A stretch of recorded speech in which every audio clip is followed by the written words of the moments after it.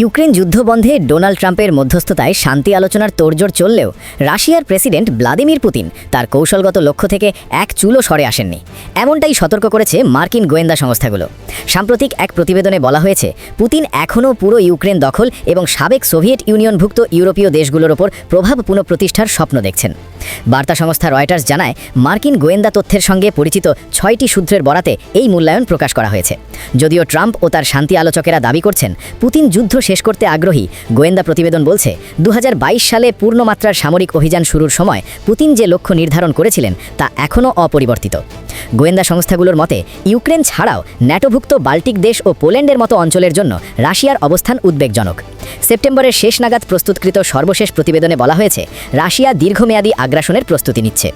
এদিকে ট্রাম্পের জামাতা জ্যারেড কুশনার ও বিশেষ দূত স্টিভ উইটকাফ ইউক্রেন, রাশিয়া ও ইউরোপীয় নেতাদের সঙ্গে 20 দফার একটি শান্তি পরিকল্পনা নিয়ে আলোচনা চালাচ্ছেন। প্রস্তাবের মধ্যে রয়েছে, ইউক্রেন ন্যাটোর বাইরে থাকবে, তবে আর্টিকেল 5-এর মতো শক্তিশালী নিরাপত্তা গ্যারান্টি পাবে। পাশাপাশি ইউক্রেন সীমান্তে ইউরোপীয় বহুজাতিক বাহিনী মোতায়েন এবং সেনা সংখ্যা সর্বোচ্চ 8 লাখে সীমাবদ্ধ রাখার কথাও আলোচনায় আছে, যদিও রাশিয়া এই সংখ্যা আরও কমাতে চায়।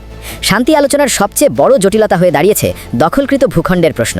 অভিযোগ রয়েছে, ট্রাম্প ইউক্রেনকে দনবাসের কিছু এলাকা থেকে সেনা সরিয়ে নিতে চাপ দিচ্ছেন। তবে ইউক্রেনের প্রেসিডেন্ট ভলোদিমির জেলেন্সকি স্পষ্ট জানিয়ে দিয়েছেন, সার্বভৌম ভূখণ্ড ছাড় দেওয়ার প্রশ্নই ওঠে না।